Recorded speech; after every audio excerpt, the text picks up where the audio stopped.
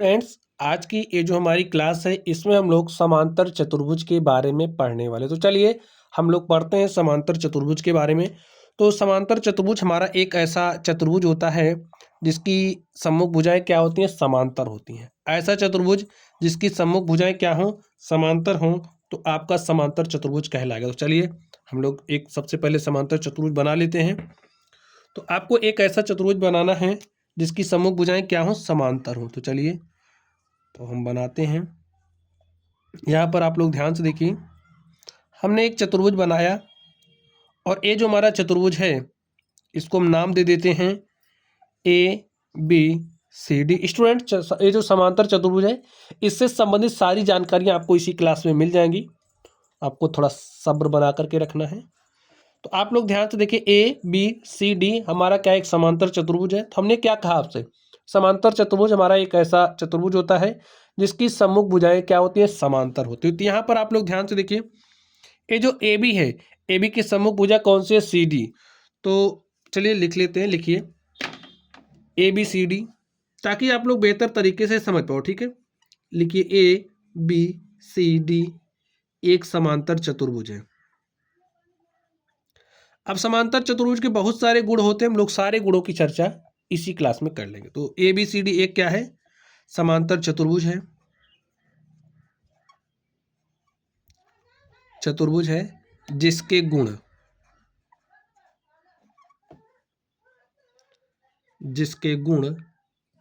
कुछ इस प्रकार है। ठीक है, तो नंबरिंग करके लिखते हैं।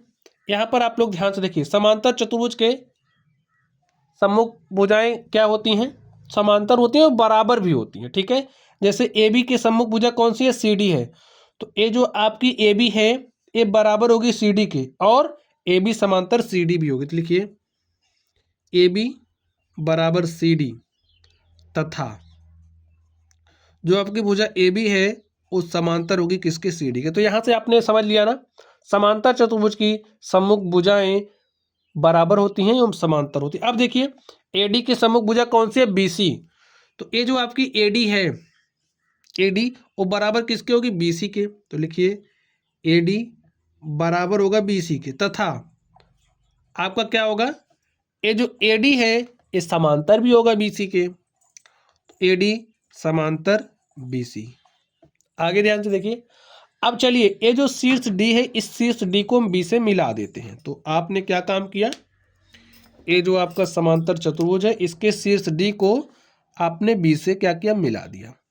तो यहाँ पर बी डी आपका क्या हो गया, विकर्ण। ठीक है, इस ए को आपने सी से मिला दिया, तो ये जो आपका ए सी है ये क्या होगा, विकर्ण। और आप लोग देख रहे होंगे ये जो विकर्ण ए सी एवं बी डी हैं आपस में एक दूसरे को एक बिंदु पर काट रहे हैं, और ये जो बिंदु है इस बिंदु को हमने नाम दे दिया क्या, ओ। चलिए अब इसके विकर्ण से संबंधित ज्ञान प्राप्त करिए आप लोग। ये जो आपका समांतर चतुर्भुज है, समांतर चतुर्भुज जो भी आपका होगा उसके विकर्ण आपस में एक दूसरे को समद्विभाजित करते हैं।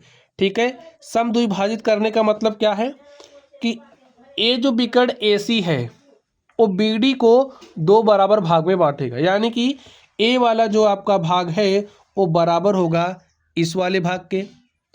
आगे ध्यान से देखिए, यहाँ पर ये जो BD है AC को क्या काम करेगा, दो बराबर भाग में बांट देगा, यानी कि ए वाला जो भाग है वो बराबर होगा इस वाले भाग के। बात समझ गए आप लोग।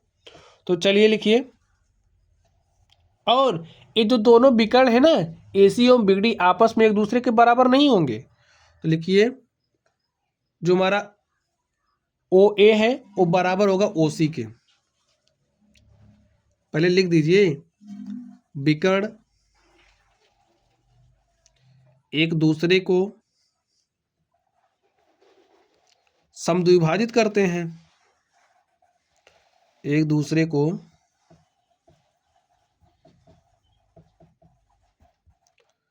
समद्विभाजित, समद्विभाजित का मतलब समझते हो ना, बराबर भाग में बांटते हैं। चलिए अब जब ए विकर्ण आपस में एक दूसरे को समद्विभाजित कर रहे हैं तो क्या होगा, जो आपका OA है यहां से पढ़िए, OA बराबर होगा OC के। और क्या होगा, ये जो आपका OB है ये बराबर होगा OD के, तो लिखिए OB बराबर होगा आपके OD के। लेकिन ये जो विकर्ण BD और AC आपस में एक दूसरे के बराबर नहीं होंगे, लिखिए लेकिन BD is not equal to AC। ठीक है, इस बात को आपको अपने दिमाग में घुसा लेना है। ठीक, चलिए आगे हम बात कर लेते हैं। जो आपका समांतर चतुर्भुज होता है, समांतर चतुर्भुज के सम्मुख कोण बराबर होते हैं। सम्मुख कोण के मतलब यहां पर देखिए जो आपका एंगल D है, एंगल D के सामने कौन सा कोण है, ध्यान से देखिए ए वाला B है ना, तो ये जो एंगल D है वो बराबर होगा एंगल B के। तो लिखिए एंगल D बराबर लिख दीजिए ताकि आप लोग समझ पाओ। समांतर चतुर्भुज के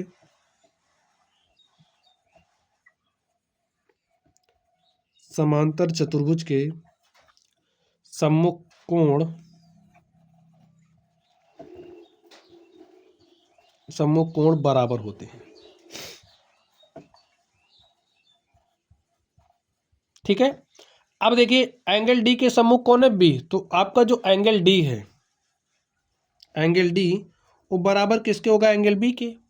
और अब इस वाले एंगल को आप ध्यान से देखिए, इसको एंगल C के सामने कौन सा आपका एंगल है, एंगल A है, तो जो आपका एंगल C है वो बराबर होगा एंगल A के। लिखिए एंगल C बराबर होगा एंगल A के, क्योंकि समांतर चतुर्भुज के सम्मुख कोण क्या होते हैं, बराबर होते हैं। तो चलिए अब हम लोग आगे चलते हैं और देखते हैं इसमें आगे और क्या प्रॉपर्टी है। तो आप लोग ध्यान से देखिए, और स्टूडेंट देखिए चौथे नंबर पे क्या होगा आपका, जो आपके आसन्न कोण होते हैं, आसन्न कोणों का योग क्या होता है, 180 डिग्री। तो लिखिए आसन्न कोणों का योग 180 डिग्री होता है। ठीक है, अब आप लोग ध्यान से देखिए आसन्न कोण, अगर एंगल D के आसन्न कोण की बात करें तो C है और A भी है। ठीक है, तो यहां से आपको क्या मिला, जो एंगल D एंगल C है वो आपका कितना होगा, 180 डिग्री। और जो आपका angle D plus angle A है, या फिर एंगल A प्लस D भी करोगे तो 180 डिग्री होगा। ठीक है, तो एंगल आगे देखिए angle D plus angle A आपका कितना होगा, 180 डिग्री। इसी तरीके से यहाँ पर देखिए इस C के लिए, तो angle C plus angle B, लिखिए angle C plus angle B कितना होगा, 180 डिग्री। और इसी तरीके से इस B के लिए देखिए, ये तो हो ही गया, B के लिए देखिए angle B plus angle A, angle B plus angle A बराबर होगा 180 डिग्री। तो स्टूडेंट इससे संबंधित क्वेश्चंस अगर आप लोग कोई प्रतियोगी परीक्षा देते हो तो पूछे जाते हैं, तो आप लोगों को सारी प्रॉपर्टी पता होनी चाहिए, कब कौन सी प्रॉपर्टी आपको इस्तेमाल करनी पड़े। ठीक है, तो आप लोगों ने समझ लिया कि जो आसन्न कोणों का योग होता है 180 डिग्री, यानी कि एंगल D प्लस C करोगे तो 180 डिग्री मिलेगा, इसका और इसका योग करोगे तो 180 डिग्री मिलेगा, इसका और इसका योग करोगे 180 डिग्री मिलेगा, इसका और इसका योग करोगे कितना मिलेगा, 180 डिग्री। तो बात समझ गए आप लोग। तो इस तरीके से ये जो हमारा समांतर चतुर्भुज था, हमने समांतर चतुर्भुज के बारे में पढ़ा। तो चलिए आप लोग पढ़ते रहिए, अगर आपको कोई डाउट हो तो कमेंट बॉक्स में कमेंट करना। वीडियो पसंद आए तो वीडियो को लाइक कीजिए, चैनल पर नए हो तो चैनल को सब्सक्राइब कर लेना। तो चलिए स्टूडेंट्स आप लोग पढ़ते रहिए, थैंक यू।